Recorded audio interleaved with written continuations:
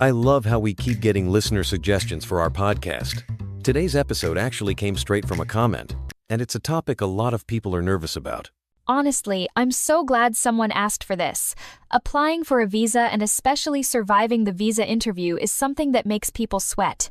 We all want to help you feel prepared for that moment. Totally. There's a lot of mystery and stress around it, so the sooner we break it down together, the better. Ready to dig in? Before we get any deeper, can we just clear up what a visa actually is? I know some people mix it up with credit cards like, do I need a MasterCard for traveling? I've heard that joke too many times. But no, a visa is that official document in your passport. It's what lets you enter or stay in a country legally for a certain reason and time, not for your shopping spree. Exactly. And depending on your plans, tourism, work, study, the type of visa you need will change. That leads us to the next bit. Which kind of visa do you actually need? So did you know the US actually calls their tourist visa a B2 visa? That's just for travelers, like people visiting family or sightseeing. Yeah, and if you're studying, there's the F1 visa, which is for students, or the J1 if you're on a short exchange or temporary work thing. Other countries have different names, but the basic ideas are the same. It gets a bit confusing with all those letters and numbers, but the main thing is to match your visa type with your reason for going. Don't say you're a tourist if you're actually starting university. Let's walk through the actual process step by step.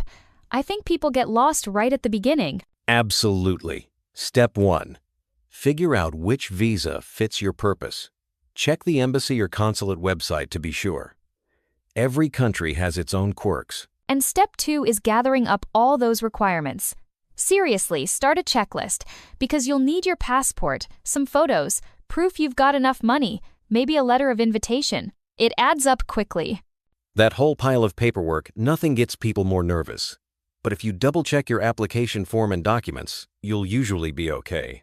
What threw me off the first time was those little details like making sure your passport has 6 months left before it expires or printing all your bank statements. If something's missing, you might have to start over. So true. It pays to be organized. Lay everything out, make copies, and keep your documents neat. No last-minute digging through your backpack at the counter. Once you've got your paperwork ready, there's usually a visa fee. Not everyone expects that part, but it's non-refundable, so make sure you're applying for the right thing. And after you pay, a lot of visas require an interview at the embassy or consulate. Booking an appointment can feel like buying concert ticket slots fill up fast. Don't wait until the last minute. And hey, double-check the embassy's instructions. Some places need online bookings, others do it by phone. The last thing you want is to show up on the wrong day. So let's talk about the big moment. The visa interview. That's the part everyone worries about. You walk in, probably with sweaty hands, and the officer throws some questions at you. But really, they just want to understand your purpose, how long you'll stay, and if you have reasons to go back home. Exactly. It sounds scary, but if you're prepared and honest, it's usually pretty straightforward. Of course, sometimes there are curveballs. Let's go through those common questions. The first one is almost always, where is your final destination, and what's the purpose of your trip? My advice?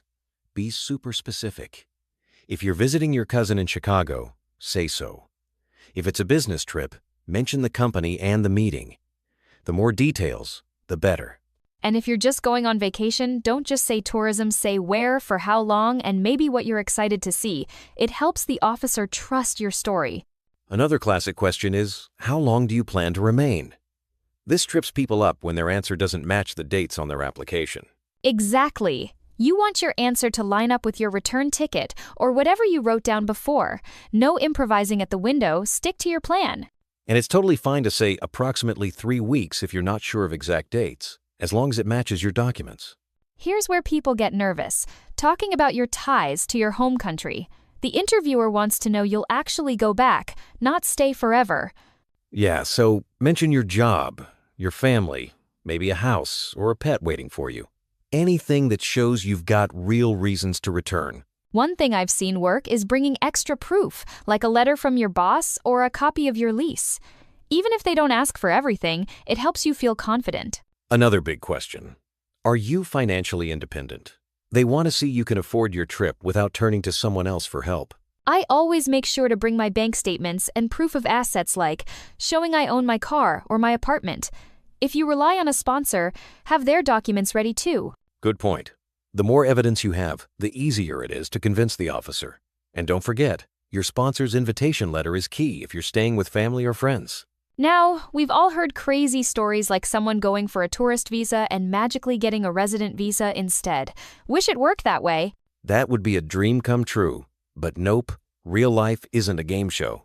If you get rejected, try not to panic. Find out why, fix the issue, and apply again. And don't forget, sometimes you bring a whole folder of documents and they barely glance at them. Other times, they want to see every single page. Stay flexible. Wrapping up, I always tell people, start your visa application early. Rushing is a recipe for mistakes or missing paperwork.